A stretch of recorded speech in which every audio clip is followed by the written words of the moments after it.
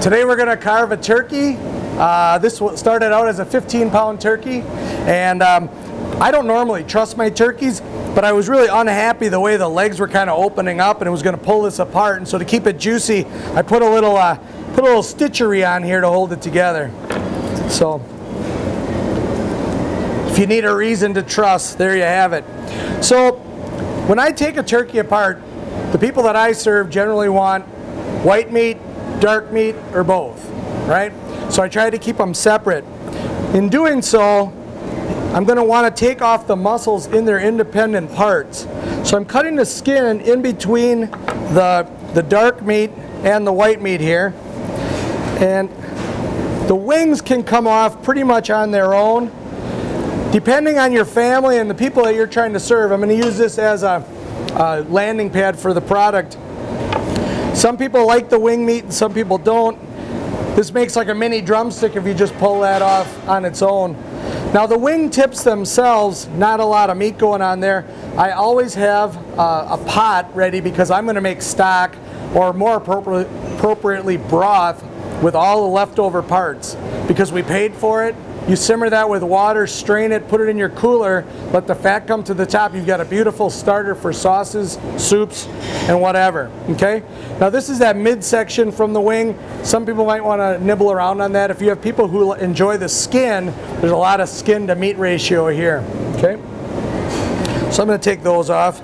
Again, just bend it back against itself. That natural joint opens up right there and comes off.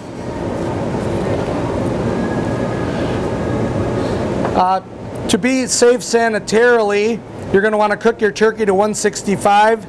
And of course I did that. Okay, so there are the wings. Now I'm going to take off the legs. Now the leg joint there's two parts. There's the leg and the thigh, right? So the thigh goes into the carcass down here, and you can bend that backwards and that pops off pretty easily as well. Cut through that skin, and now you got all that beautiful dark meat. Some of you might have people who fight over the drumstick, so I wouldn't recommend cutting that apart. Go through the joint. There's only two bones here. There's a leg bone and a thigh bone. Cut through that joint, and there you've got a beautiful drumstick. Now, if it's the little kids that are arguing about the dark meat, or they want the drumstick, you take your knife and cut some of that meat off of there and kind of shave it down for them a little bit so that they don't waste it all. But if it's grandpa and dad, I'd let the meat on there for them, right? So here we've got this beautiful thigh meat, and I'm going to take off, just for your sake of seeing, I'm going to take off that skin. Now, again, depending on your family, you might have people who say, give me that skin, I want some more of that. Or if you're like my wife, she always watches to see if I eat it because it's not good for you, right? So you can do a couple things with this. You can put it on for people to eat and enjoy, or you can put it into your stock bucket, okay? It goes in the stock. So I'm going to take, there's one bone left in here, and I'm going to take that meat, and I'm just going to pare it off of that bone, just like that.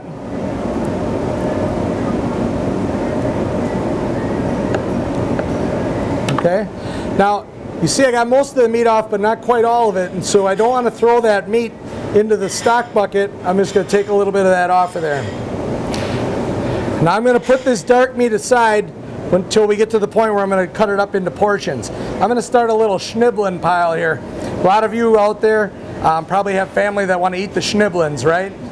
You know what part the schnibblin comes from, right? All of it. So I'll take that other one off now. So that leg joint popped right off. Again, another beautiful King Arthur leg there.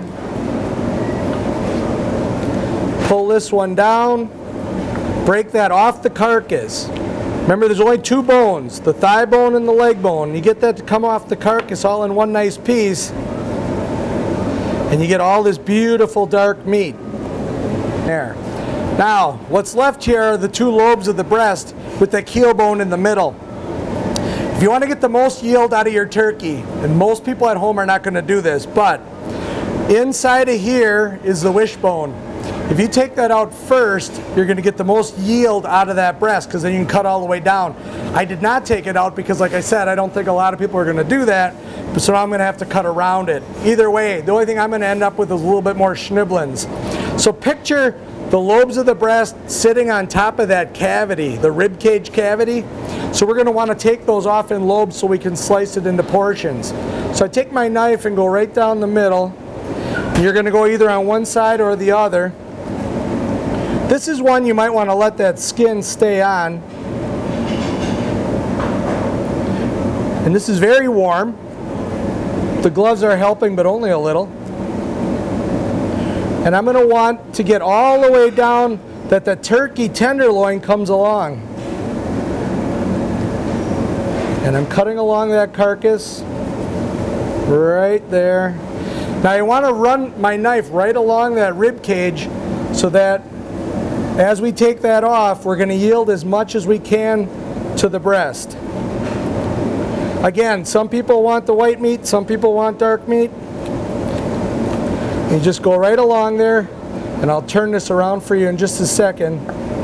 And there we have one of those breasts lobed off. And if you look at this, here's that keel bone, here's that rib bone. Now, if you pull, there's a little bit of schniblin left on there. I don't want to throw that into my stock, but I did run right along those bones, so there's really not a lot left. Here's a nice piece. Okay, now we go back and we're going to go on the other side of that keel over here and do the same thing. Slightly out of balance now because we took the other side off. And here's that other breast that we can rest there and slice in a little bit. Here's some dark meat, something for the stock pot. Here's the wishbone right here. And by not taking that off first, which I did intentionally, okay, I'm just going to show you that if you take this out when it's raw, not that hard to do. There's the wishbone, right? A little bit of schniblins on there. I don't know about you guys, sometimes we have these hanging around our house for a while. We're drying them somewhere, we kind of forget about them. There's that wishbone. It's going to end up going in the stock pot. But here's the meat that was underneath there that otherwise we might have been able to get with the breast. See? Pull that off of there. And what's left is a pretty clean carcass. Now, there's still a little bit of meat down here on the dark side. So for now, I'm just going to set this aside. Okay. Now let's portion out the meat and get ready to take it to the table, right? So here you have those nice breast meats. Take a slicer, cut some nice slices across the grain of the meat. If you cut them too thin, they can start to dry out on you. I like to cut them kind of meaty so that people get a nice piece of product there. Again, I brined this turkey, hoping to keep it nice and juicy. I cooked it at a temperature of 250, which is relatively low, but I wanted a nice juicy finished product. All right.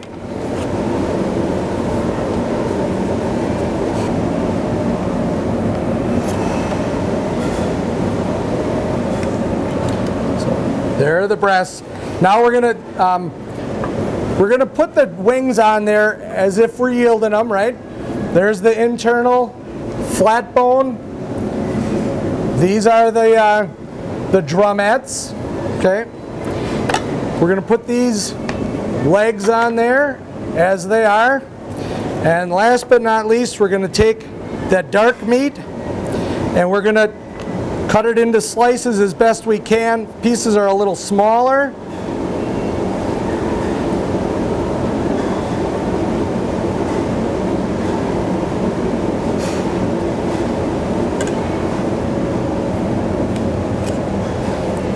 I would have a platter at home and I'd be plattering this up with the white and the dark, kind of similar to this.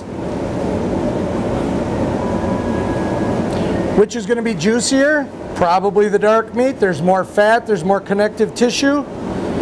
There's more collagen.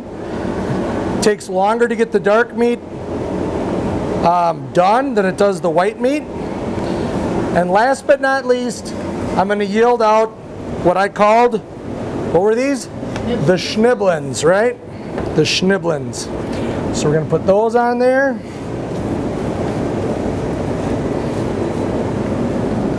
I know I didn't taste it yet, and neither did you, but does that look kind of juicy? Looks pretty juicy to me. And for the most part, folks, that's how I cut up a turkey.